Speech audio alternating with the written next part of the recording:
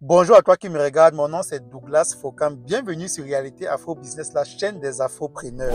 Ça fait quelques temps que je voulais faire cette vidéo, mais je voulais prendre le temps de bien préparer la vidéo afin de vous donner des informations bien détaillées pour la réussite de votre futur projet. Et aussi, plusieurs personnes n'ont pas cessé de me poser la question dans les commentaires, à savoir combien est-ce que j'ai dépensé au total pour la réalisation de mon projet. Ce qui est tout à fait normal et compréhensible, car je pense que l'esprit entrepreneurial de tout entrepreneur le pousse à avoir un devis estimatif d'un projet de construction d'une ferme qui remplit toutes les normes. Mais vous dire le montant total juste comme ça en répondant aux commentaires ou alors en faisant une vidéo d'1 minute dédiée à cela, je ne pense pas que ce soit une bonne idée, car le montant total dépend de plusieurs paramètres que je vais naturellement partager avec vous dans cette vidéo, et ce montant peut être nettement supérieur ou inférieur au montant total que moi j'ai dépensé pour toute la construction de ma ferme. Et en plus, le coût de réalisation de la construction de la ferme est reparti sur plusieurs étapes dont je juge qu'il est important pour vous de savoir pour la réalisation et le succès de votre prochain projet. Alors, quels sont les paramètres qui vont influencer le coût total de la réalisation de votre prochain bâtiment par rapport au mien? Combien j'ai dépensé au total pour ma ferme? Donc, vous avez suivi l'évolution sur plusieurs vidéos postées sur cette chaîne. Et sur quelle étape ce montant total est reparti? Nous allons en parler dans cette vidéo. Prends un bon café chaud et installe-toi très bien. C'est parti!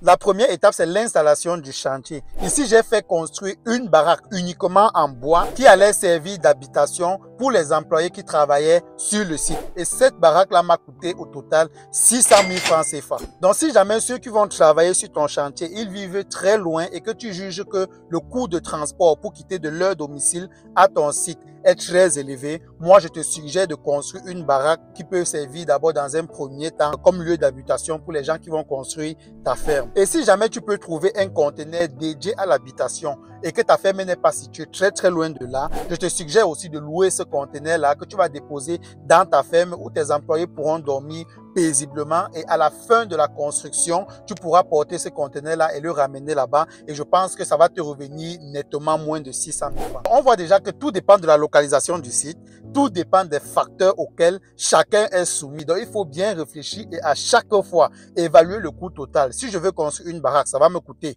disons, 600 000 francs comme ça a été dans mon cas. Si je vais louer un conteneur, aller porter le conteneur, venir le déposer dans mon site, et la location même du conteneur, ça va me coûter tel montant. Ou alors, si mon employé va quitter de sa maison pour mon site, chaque jour, de lundi à samedi, en fonction de quel jour les gens travaillent dans ton site, combien est-ce que ça va me coûter? Il faut bien évaluer ces trois étapes-là et choisir l'option qui est naturellement la moins chère. La deuxième étape ici, c'est l'implantation. L'implantation, c'est très important, même pour la ferme. Il ne faut pas simplifier la construction d'une ferme, parce que ça, c'est l'erreur que plusieurs personnes commettent en Afrique. J'ai visité plusieurs fermes où lorsqu'on approchait seulement, on voyait déjà les défauts de construction de la ferme et on comprenait pourquoi, voilà, les sujets là-bas, les porcs qui entraient là-bas ou bien les poulets qui entraient là-bas ne vivaient pas généralement longtemps ou alors avaient toujours des problèmes de santé. Donc, l'implantation ici, c'est très important.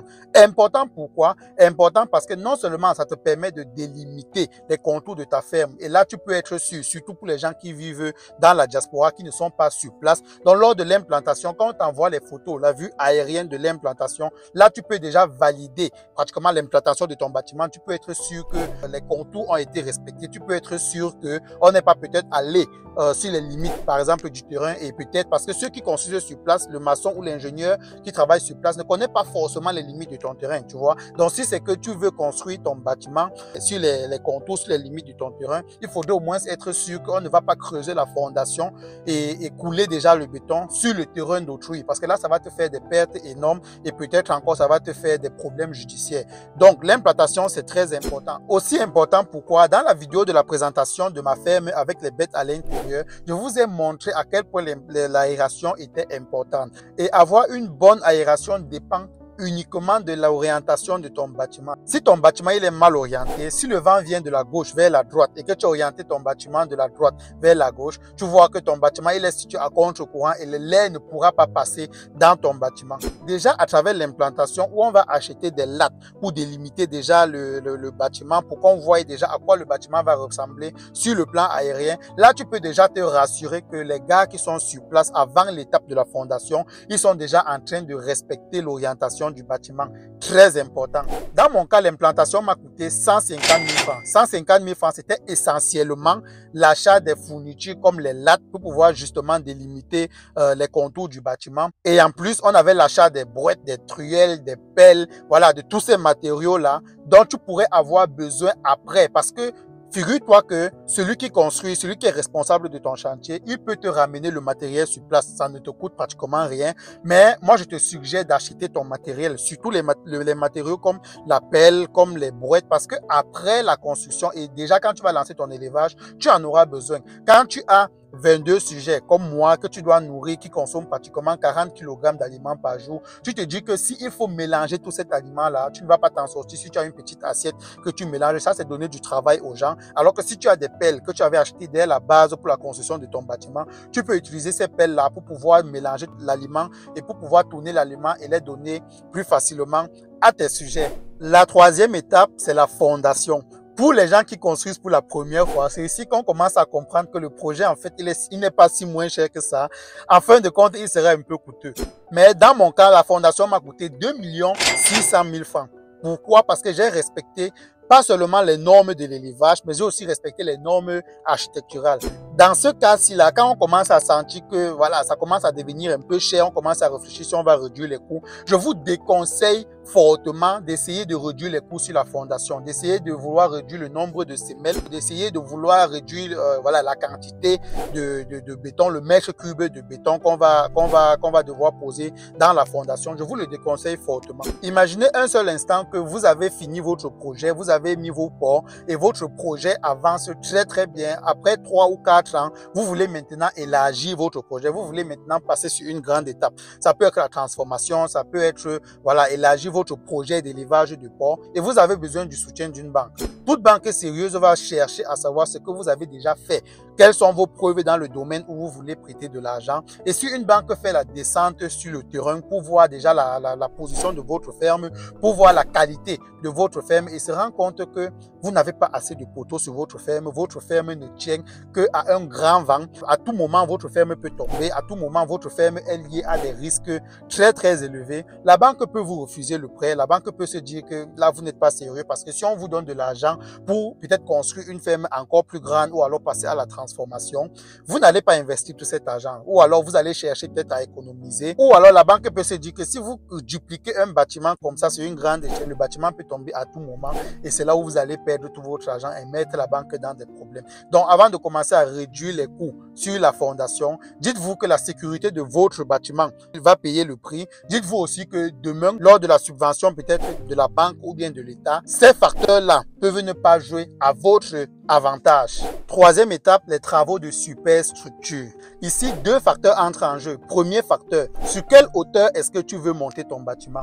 Rassure-toi que plus la hauteur, plus tu as de la hauteur, plus ton bâtiment est aéré. Mais je te conseille pas aussi d'aller trop en hauteur parce que tu vas dépenser ton argent pour rien. Donc là aussi, il y a des normes à respecter. Deuxième facteur, c'est même le type même de ton bâtiment. Quel est le type de bâtiment que tu veux faire? Est-ce que tu veux faire un bâtiment semi-ouvert ou bien tu veux faire un bâtiment complètement fermé comme c'est le cas de mes bâtiments? Les travaux de superstructure m'ont coûté 4 millions de francs. J'ai dépensé 4 millions de francs, mais tu pourrais dépenser 2 millions, tu pourrais dépenser 3 millions en fonction des facteurs dont j'ai cité là. Si les murs ne vont aller que sur 1,50 m, tu comprends que tu vas épargner beaucoup d'argent. Si jusqu'ici la vidéo te plaît et que tu apprends pas mal de choses, je t'invite à t'abonner si ce n'est pas encore fait, à liker la vidéo, activer la cloche de notification et me dire ce que tu en penses dans les commentaires. Si tu as une question, écris-le dans les commentaires. 5e étape, charpente et couverture. Ici, il n'y a pas une très grande variation sur les prix. Moi, j'ai dépensé 2 600 000 francs et tu pourras dépenser un peu moins. En fonction du type de tôle que tu préfères utiliser, moi j'ai utilisé des tôles bac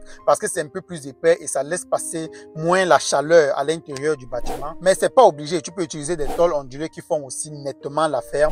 Mais ce qu'il ne faut pas oublier ici, c'est d'investir aussi dans la protection du bois qui fait la charpente. Donc mon conseil, achète un bon bois, un très bon bois de la tuile et achète des produits en vend partout que les charpentiers vont verser sur le bois après la construction pour pouvoir protéger le bois pendant plusieurs années et l'empêcher de pourrir plus facilement. Et très important, si un professionnel juge que ton bâtiment à partir de ce niveau est déjà assez aéré, tu peux mettre les lanterneaux de couloir. Les lanterneaux, c'est ce couloir-là que vous allez voir que j'ai créé au sommet de la charpente pour pouvoir augmenter l'aération. Voilà, 6e étape. À partir d'ici là, le bâtiment se dessine déjà. À partir d'ici là, on a déjà pratiquement sa ferme, mais les travaux ne sont toujours pas terminés. Il y a encore le dallage du sol à faire. Ici, j'ai pas dépensé énormément d'argent. J'ai dépensé 1 500 000 francs parce que j'ai fait au préalable du compactage hydraulique et j'avais aussi du matériel pour pouvoir faire la vibration du sol. Donc, il fallait juste poser le béton, ce qui m'a coûté 1 500 000 francs. Mais poser le béton tout en respectant les angles et les inclinaisons pour pouvoir évacuer le lissier et les eaux sales du bâtiment. Très important, j'en parle dans la majorité des vidéos que j'ai faites lors de la construction de toute ma ferme.